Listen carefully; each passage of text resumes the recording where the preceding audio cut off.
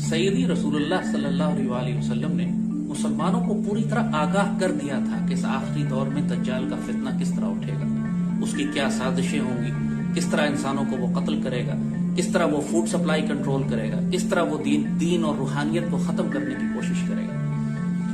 ये वक्त मुसलमानों के लिए अपने दीन की तरफ और सैयदी रसूलुल्लाह की तरफ वापस लौटने का है।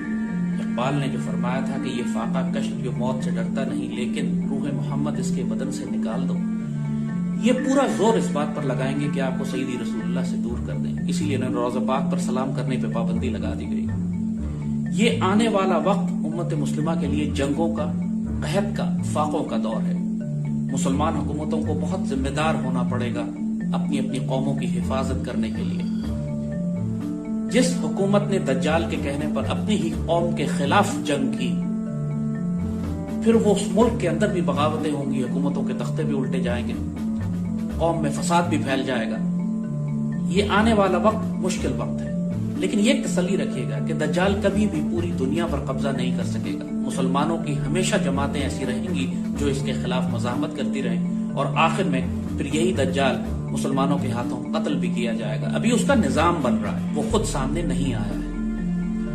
गज़वा हिंद बिल्कुल हमारे सर पे रखा हुआ है। उसके बाद दज्जाल शाम में निकलेगा और सैयदी रसूलुल्लाह के हदीस शरीफ के मुताबिक आखिरी मार्का उससे वहां पर होगा। ये सब हमारे दीन का हिस्सा है। घबराइएगा नहीं, परेशान ना होइए। सैयदी रसूलुल्लाह की तरफ, दीन की तरफ वापस लौट कर जाएं और अपने आप को तैयार करें उन फितनों के लिए कि जो बारिश के कतरों की तरह मुसलमान मुल्कों में और हमारे घरों में दाखिल होंगे। हर चीज जो मीडिया आपको दिखा रहा है, हर चीज जो इनकी हुकूमतें आपको बता रही हैं, वो झूठ पे मबनी है। आपको एक जुकाम से बचाने के लिए लाखों करोड़ों इंसानों को, अरबों इंसानों को भूख, कहत और जंगों से मार देंगे।